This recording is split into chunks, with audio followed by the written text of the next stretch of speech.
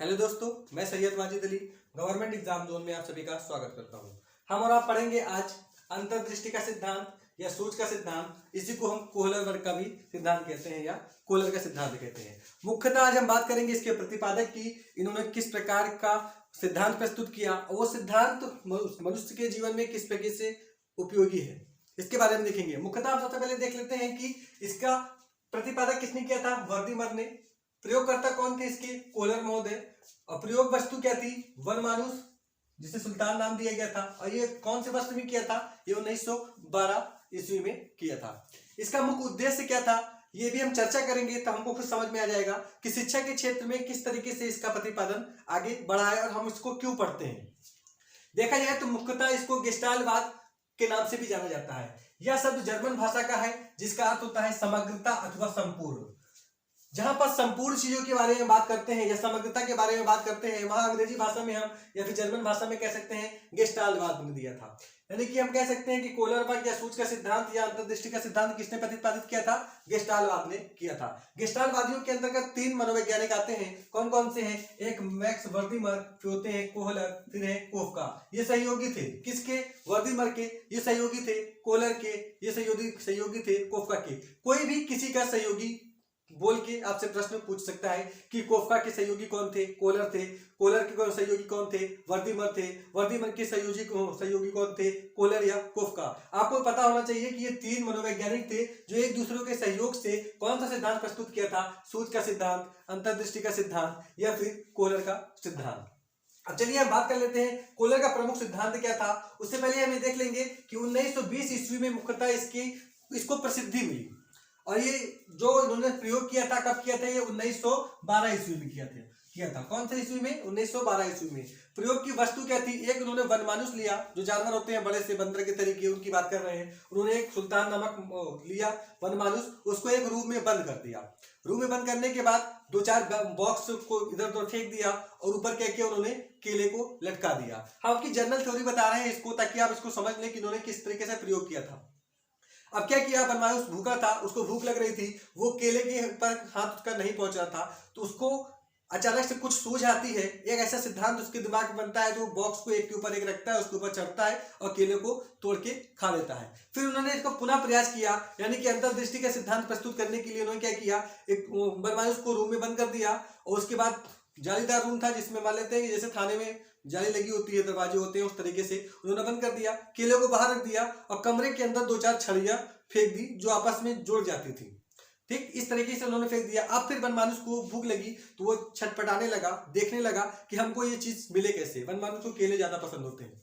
ठीक, अब उसको भूख लग रही है, केला खाने के लिए वो तत्पर है, तो उन्होंने क्या किया, वनमानुष ने अपने बुद्धि का विकास करते हुए उस छड़ियों को एक दूसरे से कनेक्ट किया। कनेक्ट करने के बाद बाहर हाथ डाल के उसने छड़ी के माध्यम से केले को घसीट लिया और प्राप्त कर लिया और अपनी भूख को मिटा दी। ये तो उसका सिद्धांत था, उसने सिद्धांत प्रस्तुत कर दिया, ये सिद्धांत है। अब इन्होंने इस सिद्धांत के माध्यम से ये दिखाया कि हम किस तरीके से इस सिद्धांत के माध्यम से शैक्षिक दृष्टि से आगे बढ़ सकते हैं। अब इसने क्या किया, सबसे पहले देखते हैं कि इसका प्रतिपादन 1912 ईस्वी में हो चुका था। संपूर्ण रूप से प्रसिद्धि इसको 1920 ईस्वी में मिली थी। ये संप्रदाय में 3 व्यक्ति आते थे, मैक्स वर्दीमर, कोहलर और कोफका। जो कोहलर का प्रमुख सिद्धांत है वो गेस्टाल्टवाद के प्रयोगकर्ता के नाम से जाना जाता है, समग्रवाद के सिद्धांत के नाम से जाना जाता है, अवयवादीवाद के सिद्धांत के नाम से जाना जाता है, संपूर्णवाद का सिद्धांत के नाम से जाना जाता है। मुख्यतः 4 प्रकार के नाम दिए हैं। इसी को हम अंतर्दृष्टि का सिद्धांत या सूच का सिद्धांत या कोहलर का सिद्धांत भी कहते हैं। आपसे पूछ सकता है, क्वेश्चन पूछेगा, अगर यूपी टेट आप देंगे तो उसमें डेफिनेटली इस तरीके के प्रश्न पूछ सकता है कि अवयवाद क्या है, अवयवाद का सिद्धांत किसने प्रस्तुत किया था। ऑप्शन दे देगा, इन तीनों का भी नाम दे सकता है, तीनों को एक साथ दे सकता है, या फिर सीधे लिख सकता है गेस्टाल्टवाद ने दिया था, वर्दीमर ने दिया था, कोहलर ने दिया था। अगर गेस्टाल्टवाद आ जाता है तो सबसे पहले आप गेस्टाल्टवाद को टिक करेंगे, इसलिए क्योंकि ये तीनों इसी में आ जाते हैं। अब हम बात कर लेते हैं गेस्टाल्टवाद, जब तक सामान्य समस्या दिखाई नहीं देती। इनका कहने का तात्पर्य है कि जब तक कोई समस्या हमको दिखाई नहीं देती है, जब तक हम उसमें कोई प्रयास नहीं कर सकते हैं, हल नहीं कर सकते हैं। जब तक हमको समस्या नहीं दिखाई देगी तो हम इसको हल करने का प्रयास भी नहीं करेंगे। मुख्यतः देखा जाए तो बीएड परीक्षा में अगर आप एंट्रेंस देने जाते हैं तो एंट्रेंस में सबसे पहले आपको सिलेबस पता चल जाता है और आपको समस्या दिखाई देती है। जिस विषय में सबसे ज्यादा समस्या होती है उस विषय को आप पढ़ने का प्रयास करते हैं। एक ऐसा एग्जाम्पल ले लें कि मान लेते हैं कि 50 किताबों का मूल्य क्या है, इसका पता लगाना असंभव है जब तक हमको किताबें ना दिखाई जाए, उसके ऊपर प्रिंटेड रेट ना दिखाया जाए। हो सकता है कि 50 किताबें हैं, वो किसी भी प्रकार की हो सकती है, भिन्न भिन्न मूल्य की हो सकती हैं। जब तक हमको समस्या दिखाई नहीं देगी हम उसको हल नहीं कर सकते हैं। अगर एग्जाम्पल की बात करते हैं तो हम कह सकते हैं कि 12 दर्जन केले कितने रुपए के होंगे, जब तक हमको मूल्य नहीं बताया जाएगा हम नहीं बता सकते हैं कि वो कितने का होगा। ठीक, कहने का तात्पर्य सिर्फ इतना है, इनगिस्टालवाद ने ये प्रयोग किया, उन्होंने कहा कि जब तक हमको समस्या नहीं दिखाई देती है जब तक हम इसको हल नहीं कर सकते हैं। अब इनको हल करने के लिए सबसे पहले उनको समस्या की आवश्यकता होती है। जब समस्या का पता चल जाता है तो अंतर्दृष्टि यानी कि एक विचार उत्पन्न होता है।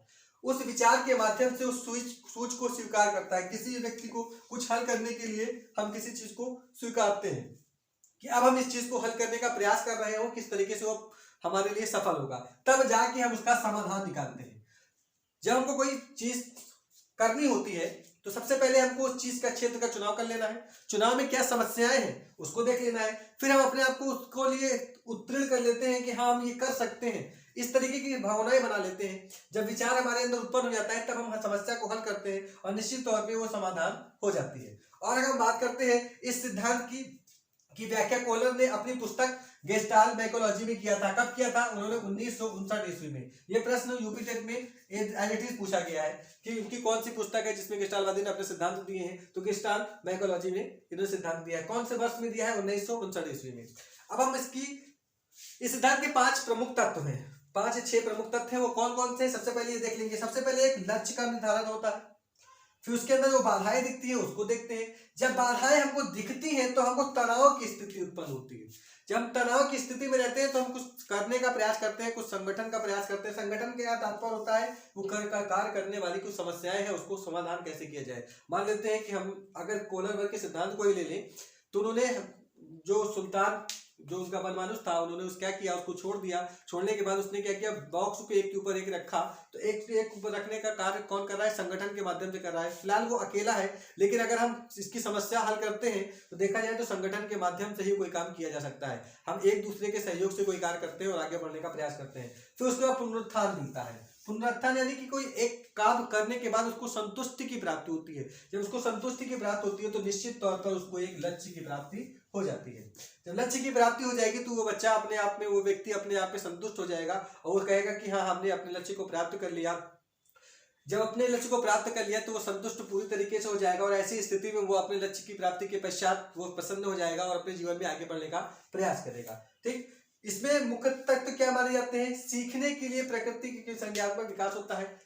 जब हम कोई काम करते हैं, जब हम कोई काम करेंगे, करने के लिए जो भी कार्य करने के लिए हम किसी नीति या नियम को अपनाते हैं तो उसको कंटिन्यू निरंतरता से करते हैं, तब हमको सफलता मिलती है, नहीं तो नहीं मिलती है।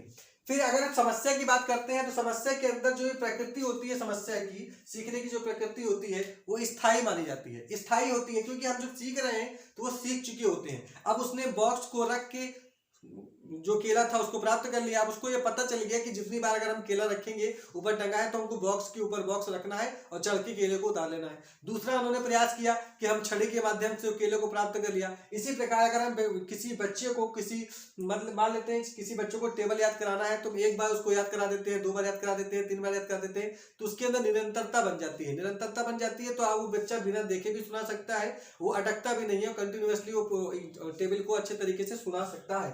ठीक, उसके बाद सूझ अचानक से प्राप्त होती है। जब हम कोई कार्य करते हैं उसमें जो समस्याएं होती हैं उसका मुख्य उद्देश्य ये होता है कि जो भी सूझ होती है यानी कि जो विचार हमारे अंदर आते हैं वो अचानक से आते हैं। मान लेते हैं एग्जाम्पल के रूप में आप हाई स्कूल के बच्चे हैं, आप हाई स्कूल में कोई सवाल हल कर रहे हैं। ठीक, सवाल हल कर रहे हैं a² + b² + 2ab। ये सूत्र आपको कब लगाना है? जब सवाल आप लिख देते हैं, लिखने के बाद हमको पता चलता है कि सूत्र पे अचानक से पता चलता है कि ये सवाल इस सूत्र पे लगेगा, तो आप ये सूत्र को रखते हैं a + b² और आप हल करना प्रारंभ कर देते हैं। ऐसी स्थिति में आपको आंसर प्राप्त हो जाता है। लेकिन कभी कभी ऐसा होता है कि हम सवाल हल करते हैं और अचानक से बार बार सवाल गलत हो जाता है, तब हमको याद आता है कि नहीं, हमको a + b² नहीं निकालना था, a - b² सूत्र लगाते तो हमारा आंसर आ जाता। हम सिर्फ एग्जाम्पल लेने का तात्पर्य यह है कि अचानक से सूझ उत्पन्न होती है। जब हम अचानक से किसी चीज और समस्या को देखते हैं तभी हमारे अंदर अचानक से विचार उत्पन्न होते हैं और अपनी समस्या को हल कर सकते हैं। इस पूरे सिद्धांत से हमको एक सीख मिलती है। एक क्या, शिक्षा के क्षेत्र में तो बहुत सारी सीख मिलती है, लेकिन मुख्यतः हम ये सीख देखते हैं कि जो बुद्धि का विकास होता है वो अचानक से होता है। जब बुद्धि का विकास अचानक से होता है, किसी समस्या को देखते हैं तो हमको अचानक से उसकी परिणति पता चलती है और हम उस समस्या को हल करने के लिए तत्पर हो जाते हैं।